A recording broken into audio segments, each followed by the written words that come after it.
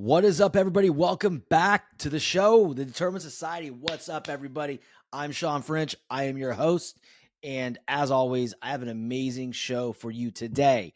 Now, if you're watching this on Apple TV, thanks for tuning in. If you're watching on Facebook, thank you as well. Or if you're just listening like you normally do on Apple or Spotify, y'all are the bomb too.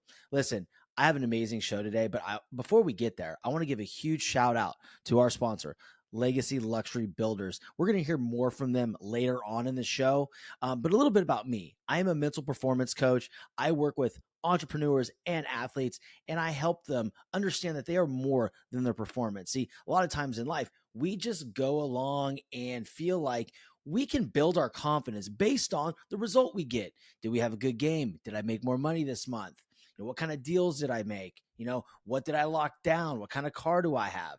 But the reality is, guys, happiness is much more than that. So today we're going to dive into mindset. We're going to dive into a lot of mental health issues. My guest today, Brittany Richmond, shortly after high school, she was diagnosed with a lot of anxiety disorders that brought her to where she is today. She is a student mental health advocate. She's one of 15 women speakers that help the youth across the United States of America. And I'm going to tell you, there's zero introduction I can give this woman that's going to do her any justice. She's absolutely incredible, and I'm so pumped to have her on the show.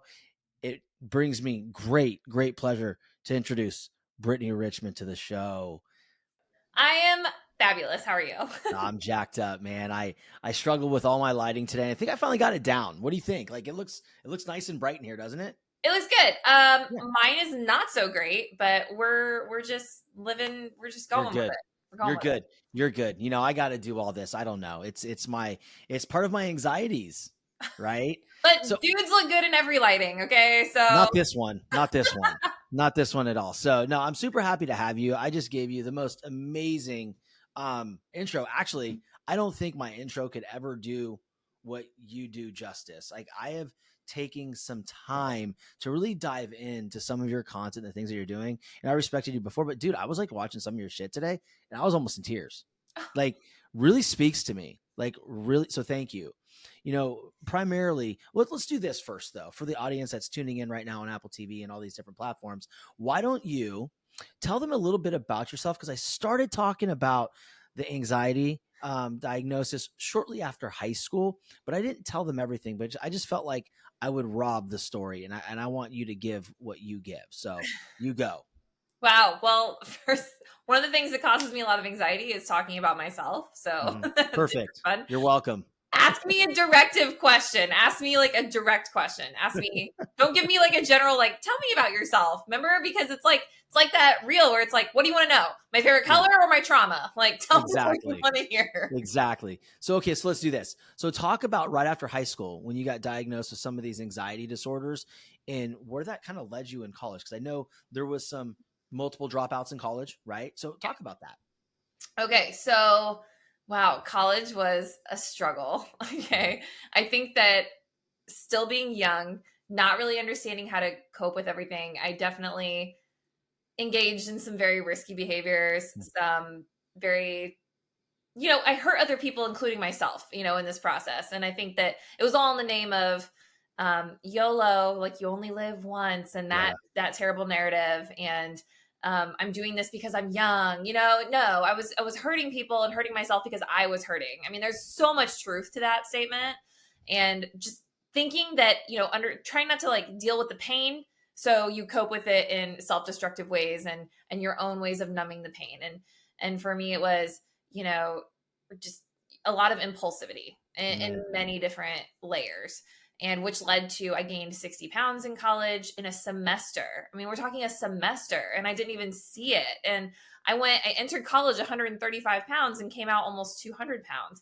And it blows my mind when I look back at some of those photos and probably some of the stuff you saw on Instagram, because you can even see it in my eyes. I mean, there are, Sean, I'm not even kidding you. So you know how long passports are good for? They're good for like 15 years. Okay. They're very, they're long for a long time. So I got a passport taken, like my very first one ever, when I was 60 pounds, when I was in the throes of all of that. And then years went by, I lost the weight, got healthy, living with the mental illness. And And I remember I couldn't get back into the country from Mexico. They wouldn't let me in because they said this was not the same person in the picture. And I was almost like, I don't know how I should feel about this. I feel really good about it, but also Right. like terrified that I'm going to get like thrown in like prison. You don't want to be stuck in a Mexican fucking prison, dude. You just do not want to do it. No. So No. I remember it was a dramatic thing. It was from a business trip actually, and I was like, I can't believe this is happening. This is what happens when you get healthy. Like people are like, this isn't you. So this isn't you. You should have said like, what do you think I came to Mexico for? Right. This is all because I came here. Right? Yeah, this is like there's a guy here that does this shit for very cheap. He does No, this. it's we're kind of joking about it, but it's one of those things, man. Like a lot of the things that are speaking to me, like you talk about body dysmorphia, dude, binge eating, like, hi, you see me, and that's what got me a little bit because for me, for so many years, and we can get back to anxieties causing lying and to hurt people and all that kind of stuff. We can get to all that because I have my experience with that too. But where I still struggle is binge eating and body dysmorphia.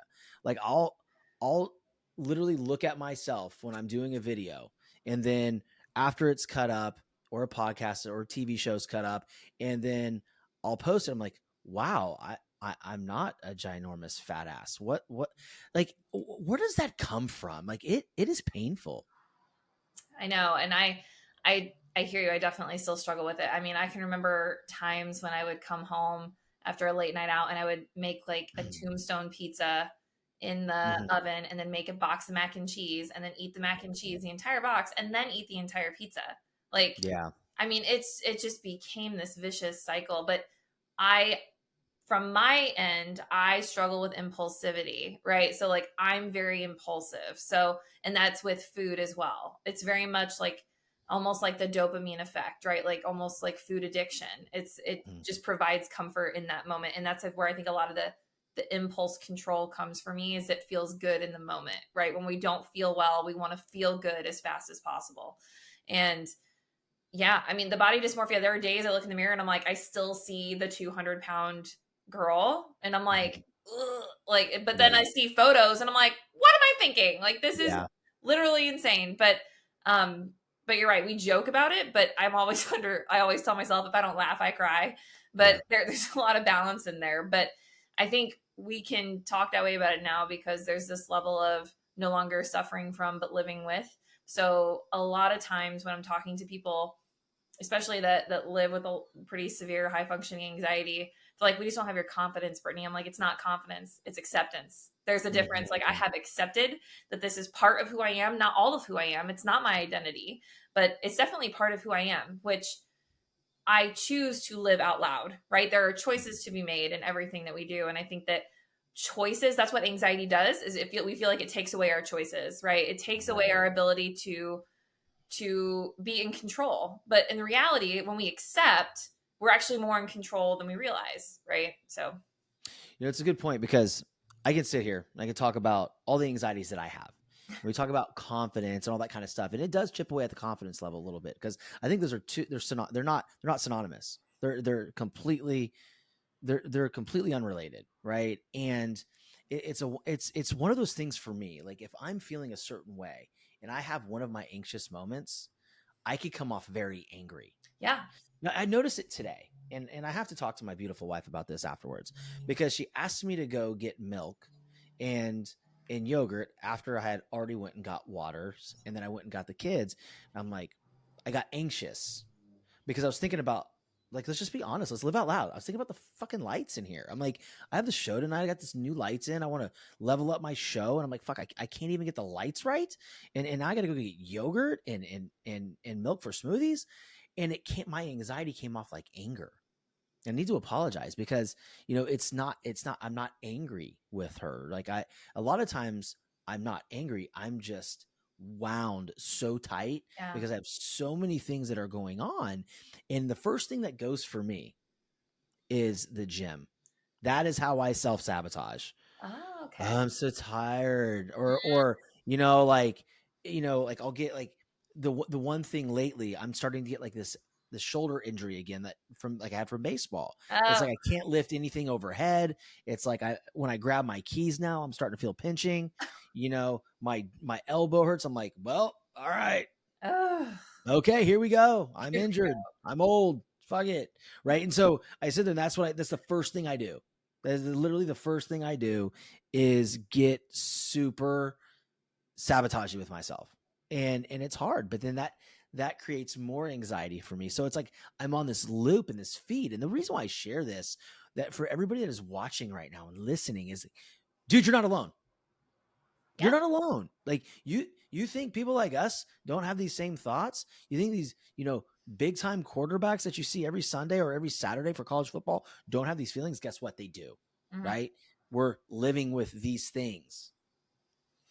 Yeah, and there's so much to be said about what you just said, and like you said, when you were like, oh, when I give it up, it causes me a lot of anxiety. It causes me a lot of there's like this moment, this transition that I think that habits and routines take over, but we also have to learn to give ourselves grace in the moment and move through it, right? Like we need to allow ourselves to move through it, because I'm the same way as you. It will manifest in personality shifting. I will become angry, I will become distant, I'll become quiet, so instead of like feeling all wound up and tight, I have to allow myself to move through this. Like I have to say it's okay to feel how I'm feeling and express how I'm feeling, right? And that's another thing too, is like we don't know how to talk about it.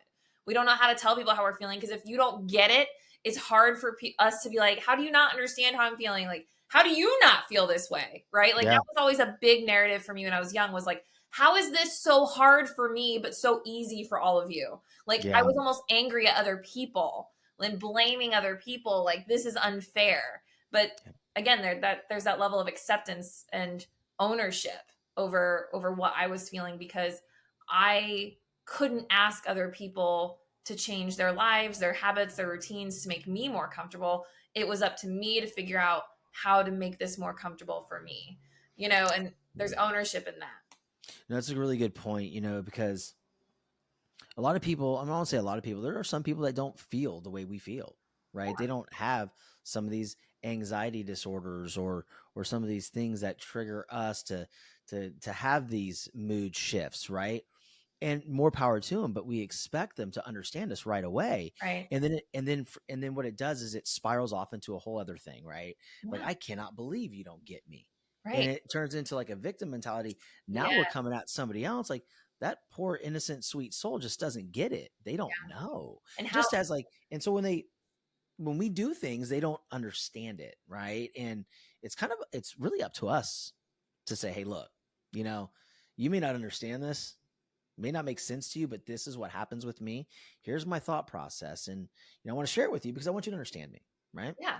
I mean, how unfair of it is it of us to put that on other people too? So when we're talking about like living with anxiety or living with anything, right, that is maybe neurotypical, right? Anything that just differs from the quote unquote norm. It's like, how unfair of it is us to put that on other people, that we should just expect them to understand how we're feeling, when that could cause us a lot more stress. So think about it from their perspective too. They love you and care about you. And it's like, we don't understand. We may want to, we may never. So it's like grace has to be given on all sides. And that's where a lot of conflict, when I speak to people, especially in like marriages and relationships, my husband just doesn't understand my anxiety or depression. It's like, stop expecting him to. Take that off of you. Like, stop. And have dialogue, have conversations, because they may never understand. I don't want my husband to feel this, right? Like, I don't want people to feel it. Like, I just need grace given. I just need grace. I need understanding. I don't expect you to change your life for me. I know what I need to adapt. So there's ownership and understanding how to make it easier for you, right? And then communicating that to people that we love. Love it. I love it. I love this conversation so far. Right about now, though, guys, this is when we take a short 30-second commercial break to hear from our amazing sponsor. If you're moving to Southwest Florida, you need to check these people out. They're going to build you a really awesome luxury home. So without further ado, we'll be back. Florida is one of the most beautiful places on the planet to live. For those of you that are thinking of moving from other states to come to Florida, or even just moving to a different part of the state, I want you to think of a big, beautiful luxury home. Contact Legacy Luxury Builders. They are a family-owned and operated luxury residential construction company. As a family-owned business, they believe in the power of building not just homes, but legacies. Contact Legacy Luxury Builders. All right, guys, here we are. So the first segment, we are sitting down with the Brittany Richmond, and I'm going to tell you what, guys, we covered some things of anxiety and how it manifests inside of us, and it could get us to shift our moods and how people with anxiety can really expect the ones closest to them to automatically understand. And we know that's not the case. So we were talking a little bit before about putting these things on, your husband or my wife or just anybody close to us. And really, guys, for those of you watching, just really think about this. Just like Brittany said, take it off of you. Do not expect them to understand. Don't expect them to really truly understand how it feels. You don't want them to feel this, right? So more than that, though, I want to take it a step further. Not just taking it off you, take it off of them. They love you. They're here for you, right? So, this is really special conversation, and I think it's timely because there's a lot of pressures going on right now. I think over the last maybe 5-6 years, it's just the dial's getting turned up more and more on our youth, and you focus on the youth. In fact, I was telling the audience, you're one of 15 female global, speakers in the United States that are focused on teens. So talk to us a little bit about your experiences with these children and what's your main focus with them. Wow. I'm very fortunate and very grateful to work with this population. And I work with this population because, like you said, this conversation could really go to anyone, right? When we talk about overcoming anxiety, but why teenagers? Because I was them when I needed my message, right? Like we're most powerfully positioned to serve the person that we once were. And that's who I was when I needed my message. So that's why I focus on with them. And plus I am one, right? Like I have the mind of a teenager. So like you do. Trust me, you do. I just fit in with them. Yeah. So, Yeah. but She does, guys. Trust me. Dig deep. Dig deep, guys. It's bad, but it's fine. Mm-hmm. I'm sure there's some deep rooted trauma with that. Sure. Why not? Same thing with all of us, right? Why not? But no, I love working with them, and typically I ask the adults, the people that actually book speakers, and because that's what I do, and I ask like, what is the need that you see the most in terms of mental health with your students or the students that you work with, and it's always anxiety. Anxiety is the first thing that comes out of their mouth. Anxiety is almost like this, from my perspective of being a mental health professional and stepping into the spaces, it's almost like this gateway. Kind of, it opens the door for depression and more severe mental illness, and it just seems to be that gate that's just opening. And we see an uptick with anxiety in young people since social media happened years ago. I mean, there's a strong correlation in that graph. So it's just, how can we serve them? And I really do think that opening up the ability to have that conversation, because that's a big thing of what I do, is I know they want to talk about mental health, and I know they want to talk about it. They just don't know how to talk about it. So how can I help them open that door and start that dialogue in a non-intrusive way, and in a way where we start the narrative in their mind of, I don't expect them to understand. I just need sometimes someone to listen. I just need someone to hear me. Creating space for each other is a big thing for me. And also the person that's listening, how do you actively listen? How do you handle it when people are talking to you about this? I mean, you're young. It's just, there's so many layers to that, but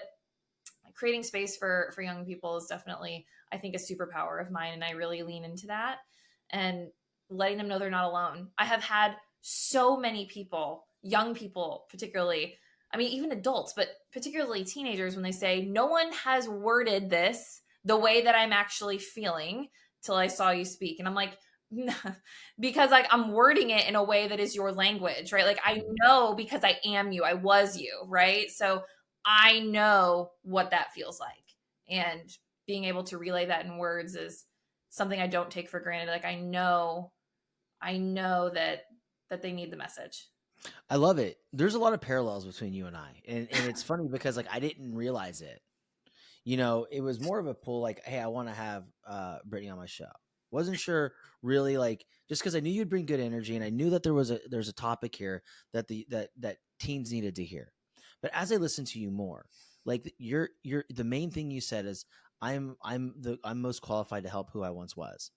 When I pivoted very recently to athletes, someone said, why the pivot? And I go, I'm qualified because that's who I used to be. Exactly. Like I understand their anxiety. So I'm listening to you. right? And I'm imagining you in these forums speaking to these these kids, and then I'm picturing my athletes that I speak to every Sunday night in my community, and they're saying things like, "Coach, this is like really resonating. I feel like we're heard. Thank you. This is huge. Like everybody needs this." I'm like, what? I'm like, you guys have spoken to sports psychologists before. Like, Right. what's going on? Like, well, you're saying it in such a way, and to me, it's like, okay, because I'm being real about it. Yeah. This is like, hey, I'm not telling you this because I'm better than you, or I'm sitting in my sofa or this chair, and you're in my sofa. I'm sitting here talking to me. Like, Yeah. I know how I felt at LSU. Self-inflicted. So what? I get it. Like, but these anxieties that these young athletes and these children, just students in general, are feeling, man, I gotta tell you, I'm so happy I'm not growing up right now. Like, I fear for my 3 children because right now it's bad. I'm thinking, what's next? We got artificial intelligence. We have virtual reality. Oh, yeah. Oh my God, Oh my more God. anxiety, right? More. Now, can it help in certain ways? Sure, it can help, right? It can make us, a little more efficient in our business practices. We can, have a little more output, right? But the bottom line is like, man, this measuring stick is getting longer and longer, and our kids are like going to have to measure themselves up to other people like constantly over and over again. So I just, I got to tell you, like this is an amazing conversation because there's such a strong parallel, and whether the youth are an athlete or just someone going to school and trying to get through life, like everybody's going through some shit. Yeah. And I agree. And I'm so grateful we have connected because of that, and the mission to help as many people as we can, but particularly who we were, right? Like, I Mm-hmm. think that there's so much power in that. And leaning into and when you said being real, it made me think of something. I do tell them, like, I still live with these things today. They don't go away, right? Like, I think and I tell them, I'm like, I don't tell you that to stress you out. I tell you that to give you comfort because the power of and is real. I can live with severe anxiety and live a happy life, right? There is no but, it's an and. You can do both. They're not mutually exclusive. And there's power in that. There's comfort in that. And I got to tell you, I know you and I have talked about this. The Instagram reel that I posted fairly recently about trichotillomania. That is a Holy huge moly. thing with young people. I get even adults come up to me and they're like, I've been doing this since I was 3 and I didn't know it was a thing. And I'm like, it's a thing. And I talk about it because it is a thing. And it's even that way. Like, if that's anxiety manifests itself in so many ways, including impulsivity, right? Like, we're Mm-hmm. impulsive because we're anxious in the moment, right? Like, how can we satisfy this anxiety and get rid of it or lean into it or whatever the subconscious motivation may be. But that's something that I live with. And, I know you shared with me that that's something that you didn't. Yeah, and I'll share it so the viewers and listeners can hear it too, because I'm not, now I know what it is. I get like, geez, like this is crazy. Like when you posted it, I'm like, first I was waiting for your joke. I was waiting for your punchline. I'm like, I'm like, okay, come on. Trick. Like It's called trick. I mean, that's it's kind the of trick. funny. I'm like, what is she gonna do here? What is she up to? What is she doing back there? Is she making meatloaf? So I was like, so I'm like, okay, let me listen here. And so for those of you that are watching and listening, trichotillomania is an impulse-driven anxiety disorder where you can pull out your eyelashes, you can pull out your eyebrows. So for me, like if you look closely, I have a spot here that's gone, I have a spot here that's gone. And my loved ones would always say, hey, stop. They don't mean anything bad by it. They don't, my wife tells me, hey, don't do that. But like for me, and I was like, yeah, you're right. But it's impulse driven, it's anxiety. It doesn't bother me that I'm gonna look silly with no eyebrows. Like it's something that I just cannot stop doing. Yeah. And it's even like sometimes I'll be sitting, if you'll catch me on film, and I'll just be like here, like it's like also this comfort. I'm like, what the hell? So, I didn't know it was a thing either until you said that. And I'm like, oh my God. Yeah. Like this is it. It's very real. I mean, I'll do the same thing. I'll just walk around and just randomly tick my eyelashes. Cause I put my eyelashes out. Y'all can't tell right now because everything's covered with makeup, but I'm growing these ones back as we speak. But Yeah, it's a hair pulling disorder. A lot of times people fixate on the same area: eyelashes, eyebrows, hair, pubic hair, underarm hair, arm hair, leg hair. Wherever you have Yeah. hair, people will obsessively pull. And it's a large community. It's very easy to self-diagnose. You don't need medical diagnosis for it. Mhm. It's just a tick. It's a lot like biting your nails and things like that. Yeah. But it's just something that some of us live with. Trichotillomania. Oh man. It's it was eye-opening for me. It wasn't like I feel validated, but it was like, That's a thing. it's a thing. It's a thing. It's just not me wanting to mutilate myself. This is like literally, and I don't have bad intentions by it, right? Correct. Because sometimes it'll get raw and it'll get like a scab. I'm like, it looks bad. It does look bad, but I've done it for so many years. Yeah. There's just like it's just like eating breakfast to me. Right. It's like a habit. People don't. Yeah. And people tell me all the time too, they're like, stop it. Stop it. My mom used to grab my hand as a kid, and I'm like, nothing would make me feel more anxious than that. Cause it's like, and shamed. You have to satisfy that need to pull, is what they call it. Right. So it's like, that's the impulse control, right? It's like, it's almost like a relief. It's like, it's almost like too, like when you're caught doing it, it's like, sometimes you can feel like you just got caught with your pants down. It's like, like I feel shame here. Yeah. Like I don't, it's, I can't help it. So, that is something that I never knew existed. And I got to imagine there's people watching the show right now that, oh my God, this is something, this is something that I deal with, whether it's on a large scale. I've seen things, in movies like where the girl pull her hair out, but I didn't know that's large bald spots and stuff. And there's a lot. Yeah. Yeah. I didn't know what that was. So, dude, recently, which is really cool, given your niche and, with students, and you got to speak to a group of adults recently, didn't you? Yes. How was that? Yeah, I don't actively advertise that I speak to adults. I get asked from time to time. And if it aligns with, my mission and everything, I will entertain the idea. It was great. I'm very nervous in front of adults because I'm just not an adult. Okay. I don't like to be labeled as one. The only difference between me and teenagers is I pay my own bills. That's what I say. That is literally the only difference. That's it. But sometimes adults, but I was speaking to a bunch of mental health professionals. So it was a little bit different, but sometimes I just feel like I'm too much for adults, and that's okay. I own that. I'm totally fine with that. But you just don't resonate as well with certain people. There's no shame in it. It just is what it is. So, but it was great. It was absolutely That's really great. cool. That's really cool. You're I don't want to spoil it for the audience, but what's your post-game ritual? What do you eat? Taco Bell. Explain that to me. Look, okay. It's just a thing. Like I love Taco Bell. It's fabulous. And it's just how I was like, look, I spoke, we're going to get Taco Bell. It's just like a thing. And people love it. People message me. They're like, you're speaking today. Are you getting Taco Bell? I'm like, of course I am. What do you think is happening? So it's just me. That's great. That's great. I had to throw some humor in there with you because, like these topics can be heavy, we're talking about our anxieties and we're talking about everything that's real. And like, let me ask you, as far as the anxiety goes with social media and the youth nowadays, I feel like there's like a huge gap, right? There's this person that we want people to see, and there's that person that we are. And we're not, when I say we, I'm talking about the collective whole, Correct. The unit, right? Society.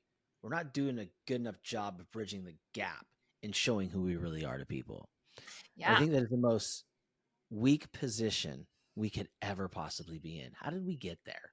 It's so funny. Like this younger generation specifically, I believe, is a generation that's really like, live your truth out loud, be unique, be yourself. And that's great. I feel like every generation has done that to some degree. But what I see is people trying to be like everybody else because we're afraid to not be like everybody else because we're going to get canceled or chastised or something, it's just, and a lot of young people I've spoken to, like some parents of some kids are like, my daughters are trying so hard to fit this narrative of what their friends are wanting. And they've developed eating disorders and all these other things. And it's because we're so afraid to be who we are. But that's the acceptance piece, like, right? Like, we can't be ourselves unless we've accepted who we are first. Yeah. And when we're young, we don't know who we are, right? We're trying new things. We feel shame in trying new things. We feel, I want to try this, but that may not be what my friends like, or I want to do this, but my friends don't like it. There's a lot of, it makes me question the authenticity of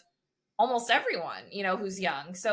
But truth be told, that was where a lot of my anxiety came from when I was young, all the way till I was almost to my 30s. I mean, we get this societal narrative on us, right? Like, go to high school, go to college, get married, get a job, have 3 kids, get a dog, get a cat. Like, you have societal pressure, you have pressure from your family, you have all of these narratives coming at you. And, I think we often see a lot of people get stuck. And then when they get stuck, there's a lot of anxiety there too. It's just this constant thread, and it's like, how can we get to a place of taking off the mask that we wear every day, right? I mean, I'm sure my love of the Breakfast Club, Sean. I talk about it all the time.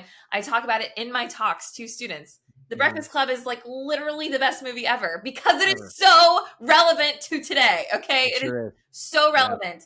Yeah. And because once you all take the mask off, you realize everybody to some degree has experienced trauma, abuse, neglect, anxiety, worry, depression, expectations, comparisons, limitations, miscellaneous toxicity, all the things. All the things. We've all experienced it to some degree. But it's like, until you sit down and you actually pull back the mask, it's like, what do we do? Yeah. It's hard because I found myself in the early goings with the show, right? And what I was doing on my platform, I felt myself like, well, I'm not anything yet, so I need to be somebody else. I need to speak a different way. Someone said to me one time, like, hey, maybe sometimes when you get fired up, maybe maybe people aren't coming to your page and following you because, maybe maybe they're intimidated. You're too aggressive. I go, no, I don't think that's it. I don't think that's it at all. Because if you really know me and you follow me for more than one post, I have an extreme amount of compassion. I love people, and I'm not an a-hole, right? I'm just not. I may say things sometimes that don't come off well, but like, I'm a human being. So what? Like, hey, my bad, right? Right. Cancel me, don't cancel me, whatever you want to do, don't care. Don't care, right? And then I started sitting there saying, like, negotiating with myself. Well, maybe they're right. Ugh. Maybe this is where it gets dangerous, right? And so a long time ago, I wanted to work with athletes and I wanted to work with the youth. Well, there's no money there, Sean. They don't have any money. They can't pay you. They can't do this. They can't do that. They can't do this. They can't do that. And I'm thinking, oh yeah, you're right. They can't. And then I realized, here we are a couple months later, and I'm like, a couple months ago, and I'm like, yeah, I'm really not happy doing it like this. Like, this is not my jam. This is not fun. I don't want to do this anymore. Right. Now listen, I love interviewing celebrity entrepreneurs. It's cool. Like, there's something special about all these people. Like, there's this ingredient with their minds, building these elite mindsets and being successful in business. But it wasn't fulfilling me all the way. Right. And so for me, at the moment, I decided I'm going back to my roots. I cannot tell you, my page is lighting up again. Yeah. Like, my page is lighting up better than it ever has. That's terrible English. But like, I'm getting 17U Canadian national beach volleyball players following me. Nice. I have Notre Dame volleyball players following me, one of which who's in my community, and some of her friends are coming on Sunday to be a part of the call. I'm talking to SEC baseball players now, right, where I played, about one-on-one mentorship. That's what I'm saying. Alignment. Like, see, that's the thing, right? That's the thing. You cannot say the wrong thing to the right people. Exactly. So for the people out there listening, watching, dude, run your race. Like, run your dang race, man. Stop sitting there worrying about what you think other people are going to say about you, how they feel about your platform, how they feel you're running your business, or how you put your dang shoes on in the morning. Who cares? If you are comfortable with it and you're not hurting anybody as a result, do you, period. 100%. Because people aren't going to like you anyway. Whether you are faking who you are. We talked about this before, so I'm faking it till you make it. which is Mm-hmm. a horrible thing. Like Yeah. when you really think about it, it's like faking what, right? Like Yeah. you're faking it till you make it. Like, did you really make it? Because you weren't authentic, right? Like you weren't yourself in this process. And when you start, living your authenticity and staying in your lane, in alignment with your purpose, right? You will start to see the wrong people leave and the right people come in. Just like you said, Mm-hmm. you can't say the wrong thing to the right people, which is 100% correct. And honestly, I get asked this all the time, literally at every event, and it makes me laugh. And it's usually an adult when I get off stage and they say, how can you get on stage and speak when you have such bad anxiety? And I'm like, it's a common question. I get asked all the time. It makes total sense, right? Because a Yeah. neurotypical would be like, I'm not stepping on stage. Are you insane? And I'm Yeah. like, but this is how I know I'm in alignment with my purpose, because this does not give me anxiety, right? One-on-one conversations like those give me a lot of anxiety. And I'm like, let me tell you how I'm feeling right now. But the more people I'm in front of, the more comfortable I am, because they're not looking at me, they're hearing me, right? They're just hearing my words. This is about, the words that flow through me are what they need to hear, not what I want to say, right? Yeah. There's a difference there. And I'm just like you. I was speaking years ago on mental health in general, speaking just to speak. Nothing was happening. But when I really went back to speaking to the person that I was, my business just blew up. I'm busier than I've ever been. I'm so grateful for every opportunity I have. I'm grateful to be here with you. I'm grateful that you took time out of your day away from your family, away from your friends, and doing other things that we would always rather be doing to show up to serve someone else with our message. Like that is purpose, that is alignment. And I don't take that for granted. So, Well, I believe in it and I believe in you. And that's why we're having this conversation. Right. So it's like, it's funny because I'm sitting here listening to you speak and you're talking about when you are at full alignment, things start happening. It's almost like you don't even have to prepare for it. right. It's crazy. Like I got hooked up with this individual, a good baseball guy. Never haven't heard of him. Right. But we spoke, I don't know, maybe 3 days ago, maybe 4 days ago. I was at a Starbucks and we're texting back and forth. Met him on LinkedIn. Right, one of my marketing directors, they found him on LinkedIn and they're talking to him. It's like, hey, this guy might have an athlete for us. You need to reach out to him. I'm like, okay, cool, awesome. Start texting the homeboy up. We're talking. He's in mid-flight texting me. So obviously about the Wi-Fi. Dope dude. I can dig that. Right. I Gotta can't get go the a single Wi-Fi. I have to because my anxiety won't let it not happen. Right. I have to have it. Right. So I am, he ends up calling me right when he lands and we have this amazing conversation and we're just talking shop, dude. We're talking baseball. Love it. We're talking about like, players and their performance anxiety, what he does. This guy works with 41 like minor league baseball players. He Love works it. with big time college players. And that's a guy that, referred me blindly, never met me in person, but like talked to me one time. And I'm in the middle of talking to an SEC baseball player for mentorship. So it's like, when you get to where you're supposed to be, you don't have to think about what you're saying. You don't have to prepare. You can speak from your heart. And I think that is what we are missing today in society in general. So we're not speaking with our hearts enough because we're thinking about what somebody else wants to hear. It doesn't matter. Your message is going to get where it's supposed to get. Yeah. Period. That's what it is. No, I'm here for it. I'm so excited. I know. She's like, I don't even know what to say to that. I'm just so excited for everything you said. Like I concur, sir. I concur. I concur. Nah, man.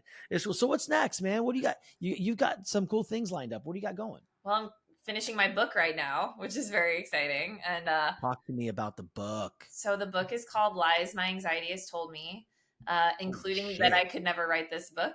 It's the how-to of going from suffering from to living with anxiety.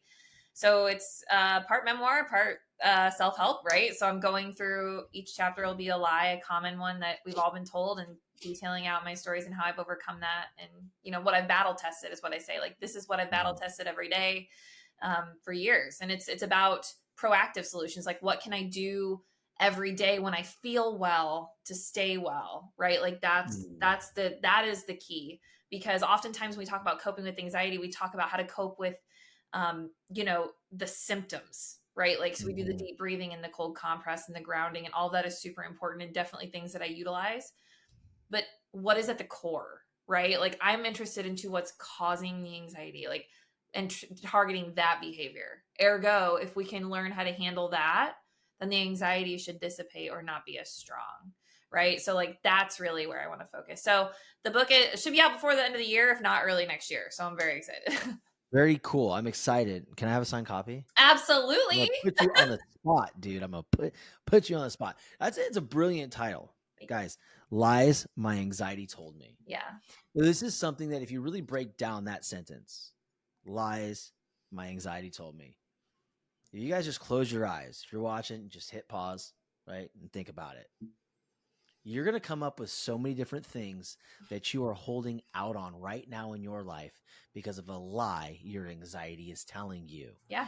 It could manifest in a lot of different things. Well, I just don't have the genetics to be jacked. Well, I don't have a podcast studio, so I can't have a podcast like the Determined Society. Let me tell you guys something. Not that any of you guys want something like mine, but let me tell you guys something. It started in a vehicle. Love that. My show started in a VW Atlas, an SUV. I would talk in my iPhone on an Anchor app, right? That's all I would do. My show notes sucked. There was no post-production. There was no music. There was no editing. There was no anything. And then it turned into just inside of a room with a picture that I printed out at CVS, and I put in a frame on and put it on my wall. I'm like, this is dope. I've made it. And it was just a piece of crap poster from a logo I made in Canva. And then it turned into the sign, and then it turned into the acoustic stuff. And, but like, let's be honest, guys, I'm just in a den in my home. That's all I'm doing. There's nothing fancy about this. I'll do a behind the scenes for those that are watching and listening. I'll do a behind the scenes, and I'll do a nice little Instagram story so you guys can see what's going on in here. I've got lights over here. I got a bed on the other side of me. Do not let your anxiety lie to you and tell you can't do something. Okay. That's my point. It's not a boastful, point I'm trying to make. It's a no, dude, no girl. You want to do something. If that anxiety is kicking and telling you you can't do it because you are not good looking enough, you are not smart enough, you are not thin enough, you do not have what it takes, you don't have enough money, start thinking differently, thinking, how can I do that? Yes. Ownership. Yes. And I think that we all struggle with that voice in our head, right? We all have it. And I hear it all the time. It's like, Brittany, I can't control the voice in my head. I can't control it. It won't stop. And I said, oh yeah, me too. But here's the cool thing. We can control how we respond to it, right? So every time I tell them, like, you don't think every time I get ready to step on stage that I'm not thinking, why am I here? Why did they pick me? They could have picked anybody else. They're not going to care what I have to say. I am nobody, and doing all this stuff. And you know how I choose to respond to that? I get on stage anyway, right? Like, I stop making it about me in that moment and make it about my audience, because that's what it is. We make everything very internal. Maybe it's about taking what makes us unique and exploiting it in the service of someone else. Because that is where transformation happens. That's how we change our mindset. Gratitude and serving someone else with what we're doing, right? Like, then it starts to transform. So, and I think that doesn't mean you won't have criticism, because for the record, if you're not being criticized, you're not getting out there. Okay. You're doing shit. But those are not your people. So stop listening. Stop letting that one cut through the noise, and get out there and serve others with your message. Because and don't compare chapter 1 to someone else, your chapter 1 to someone else's chapter 20, right? Like, there's your chapter 1 started in a car, you're currently on chapter 10, right? Like, people are going to look at that and be like, I could never get on Sean's level. It's like, the level you're at right now is not going to look the same in 10 years, and vice versa. And it's not going to look the same in 5 months. I mean, maybe even sooner. Right. Like, there's some things going on, like, there's some major shifts going on in my relationships. My relationship capital is just growing and growing and 100%. Growing. Same. And it's just like this studio or this setup may not even be here in 3 months. I don't know. And it's not for me to judge either. Right. I just think it's so important. Like, I want to give the audience some tips, when you're having those moments, all right, when the anxiety starts to lie to you, and you're backstage ready to go out there. Why are you here? Why they pick me? They could do anything else. Can you give the audience maybe 3 tips that they can start with small, so that moment, maybe later tonight, right? Or maybe tomorrow morning, that they can start working on living with that, right? And working through it. Well, I think changing the dialogue in your mind from I statements to you statements is really important. It's a very simple shift, but when we have that voice in our head, we're very much focused on I, right? Like I. Let's start saying you. You statements. Honestly, that's a therapeutic technique that you learn in counseling when you speak to other people. Is stop saying like I feel. It's more. You know what I mean? Like, oh, I'm sorry. The reverse. I'm speaking about it wrong. So really putting that emphasis on your audience, right? Mm-hmm. So you're here to serve. So stop taking the focus off yourself. But I mean, this is like really leaning into the fact, y'all, that like everybody struggles with this. There's no way to turn it off. All you can do is transform it, right? Like you just have to be able to transform the narrative. So you have to be authentic. And I think that there is, when you're aligned with your purpose. So if it's really anxiety ridden, if there's things you're doing that are really just weighing you down and stressing you out, ask if it's aligned with you. There's got to be a misalignment somewhere, morally, ethically, spiritually, physically, mentally, emotionally. Something is misaligned, and not like in a way of like, I'll compromise and make it happen, but something is not aligned with me. Ergo, it's weighing me down really, really hard. So if there's misalignment, that's okay. This is just feedback, right? So your anxiety is telling you something.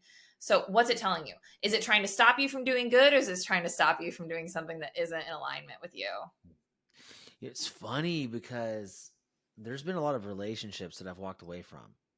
And I'm not talking about romantic relationships. I'm talking about just friendships and even in the space, to where I would hang out long enough to understand, like, I'm feeling a feeling right now, and it's a pit in my stomach, and I feel as though I'm not as good as that person. And okay, that's your insecurity, that's your anxiety. And that's what I put it off on for a very, very long time. But then I realized, wait a second, I'm really not actually in alignment with this person. I have to walk away, right? And I don't need to give an explanation. I don't need to be gaslit, because I'm going to tell you, I know when I'm going to freaking get gaslit by somebody. And dude, you know what? I got gaslit by my daddy for far too long, and I'm not going to let any other. And it always happens with men. I always let men do it to me. Men, that is where my anxiety is upsetting, or having a male figure disappointed in me. Interesting. It irks me, dude. Like, it really F's with my whole psyche. So the moment I start feeling that is my cue. Like, okay, no, like, this isn't valid.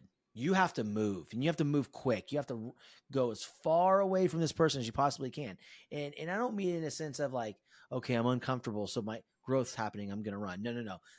When you start feeling that survival mode kicking, that is everything in your being, everything in your fiber, just telling you, like, dude, run, man, run away from that person. So, it could be, like you said, maybe this specific thing or this event somewhere you're misaligned, but also, guys, girls, look at who you're with. Right. Yeah. I mean, I got to tell you, like, I am so happy right now. And I'm going to give him some love on air. Brad and Misty Johnson. I'm so blessed for these two. They've stuck with me for so long, right? Until I found what I really loved and what I wanted to do. And they are ride or dies. And they're behind this. They're behind this movement, the Edge Institute for Athletes. They are working their asses off to help me and bring people and really edit things and do things. Like, they're incredible. Like, for me, like, I don't get to be upset where I'm at right now. Yeah. Because I have these two amazing individuals, their husband and wife. And they just light me up because they believe in me. I hear you. And when you meet those people that just, they're all in on you. Yeah. Like, I don't even care. Like, I know you're going to make it, and we're right there with you. Like, we're going, homie. You can't get rid of us. Yes. I mean, dude, those are my people, man. Exactly. And I think that is my biggest flex of late is the people in my Mm, life. And when people talk about their biggest flex, it's it can be whatever, but typically it's something like about them. And I'm like, mhm. my biggest flex are the people in my life right now. And I could name them all by name. I mean, they have elevated me so much. And that would be tip number 2, I think I would say for people is to cheer for people around you. Like, even Mhm. if you feel those moments of like, they're a few steps ahead of me, envy and jealousy are natural emotions. But Yeah. how are you going to transform that? You're going to transform that and like, you're doing amazing, friend, and you cheer for other people, they're going to cheer for you and vice versa. That will level you up. And then Yeah. they will talk about you in rooms that you are not in, which is what you want. And you want to talk about these people that are special to you in rooms that they are not in. This is how you constantly level up mentally and emotionally. And then my third tip would be gratitude, which goes along with that. I think Mm. constantly being reminded and being grateful for where you are, because where you are is not where you were before. And I always tell my friends this, again, my biggest flex, these people in my life, is just focus on getting 1 degree better every single day. That's it. It doesn't have to be leaps and bounds, but are you doing the little behaviors every day that move your business, that move you physically, mentally, spiritually, emotionally, whatever it is, forward every single day? 1%. That's it. Just focus on being 1% better every day. And there's so much gratitude with that. There's a book um, by Dan Sullivan. It's called The Gap and the Gain. And he talks a lot about that, like really appreciating the fact, because oftentimes we get somewhere, we could all be like, oh, I'm not where I want to be right now. But Yeah. let's look back at where we were a year ago. We're not in the Word. same place, right? So we need to appreciate the gap there, right? And Mhm. there's gratitude in that. And yeah, so those would be my things. And I just want to again flex out for my people. And I'm assuming I know that they listen to everything, and so um, Kristen, Sam, Alyssa, Dan, and Tyler, these people are my people. They have been Mhm. with me. They are my absolute best human friends. And then my sister Courtney and my husband Rob's like, without these people, I wouldn't be here, and I know that. Mhm. So Well, I absolutely adore you. You are amazing. You're an incredible human being. I'm super happy that we got connected, and I love watching you freaking win. You inspire me. You same. truly do. You truly do. And so, with that being said, guys, I want you to go find Brittany Richmond at the Brittany Richmond on Instagram. If you are a part of any type of youth movement, school, athletic, whatever it is, doesn't matter. You need to reach out to her and have her speak at your next event. You have a website they can go check out? Yeah, it's BrittanyRichmond.com. It's nothing genius, just Just BrittanyRichmond.com. Google Brittany Richmond, and you'll find all the things. I love it. And guys, for those who listen, thank you once again. If you are watching on Apple, please leave a review. Share the show with everybody you know. And yeah, guys, if you are also listening and you are an athlete or you're an athletic director or coach, don't hesitate to reach out. Shoot me a DM on Instagram or email me at sean.french@thedeterminedsociety.com. Can't wait to meet you and work with you or your athlete. And we will be back next week with another amazing guest. But for this week, we want to give all the love to Brittany Richmond. Thank you. I appreciate you, Sean. I appreciate you.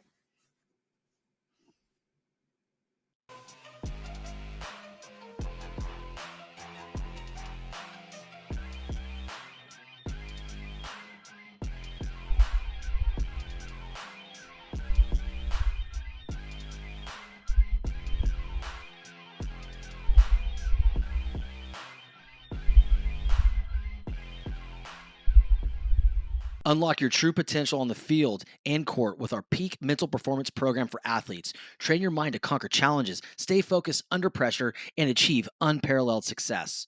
Our expert coaches will guide you through personalized techniques, enhancing concentration, resilience, and confidence. Picture yourself outperforming your rivals, making split-second decisions with clarity, and achieving victory like never before. Join us today and elevate your game to new heights. Peak Mental Performance Program, where champions are forged in the mind. Email me today, sean.french@thedeterminedsociety.com for more information. See you inside.